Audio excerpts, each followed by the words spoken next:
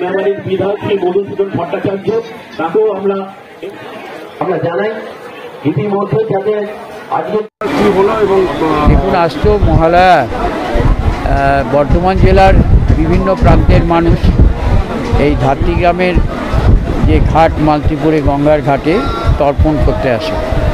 আমরা তৃণমূল কংগ্রেসের পক্ষ থেকে প্রতি বছর এই মহালয়ার দিনে বর্ধমান জেলার মানুষকে মুখ্যমন্ত্রী মমতা বন্দ্যোপাধ্যায়ের পক্ষ থেকে, অভিষেক বন্দ্যোপাধ্যায়ের পক্ষ থেকে মানুষকে আমরা যারা এখানে তর্পণ করতে আসছেন তাদের আমরা শারদীয়ার শুভেচ্ছা, প্রণাম, শ্রদ্ধা সবাইকে আমরা জানাই।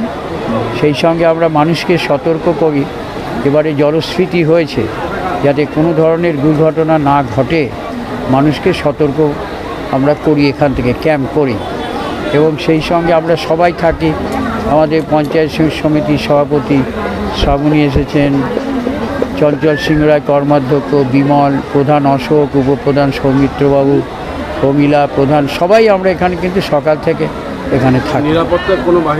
নিরাপত্তা বাহিনী পুলিশ প্রশাসনেই তো আইসে দেখা করে গেলেন, তারাও টহল দিচ্ছেন। কালনার ঘাটেও তো তর্পণ হয়, দুর্ঘটনা যাতে না ঘটে। এখানে একটা ঘাট ছিল আমাদের ওই খানিকটা আগে পেয়ারীনগর ইটভাটার ওখানে, জিবিএম ভাটা বলে, এবছর আমরা ওটাকে বন্ধ রেখেছি, কারণ প্রতি বছর ওখানে জলস্রোত হওয়ার ফলে দুর্ঘটনা ঘটে। তার জন্য সতর্কতামূলক ব্যবস্থা ধাত্রী গ্রাম পঞ্চায়েত ওরা গ্রহণ করেছে।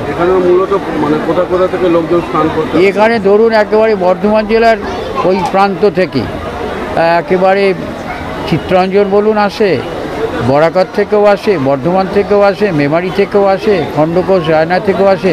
গঙ্গায় তর্পণ করব এই মানসিকতায় আমাদের রাঢ় বাংলার সব এই ধাত্রী গ্রামে আসে, কেউ কালনাঘাটে। এমনি অন্য বিধায়কও এসেছিলেন এখানে আমাদের মধুসূদন ভট্টাচার্য মেমারির বিধায়ক, প্রাইমারি কাউন্সিলে প্রতি বছর তিনি আসেন, এবারও তিনি এসেছেন, সস্ত্রীকই আসেন, অনেক লোক।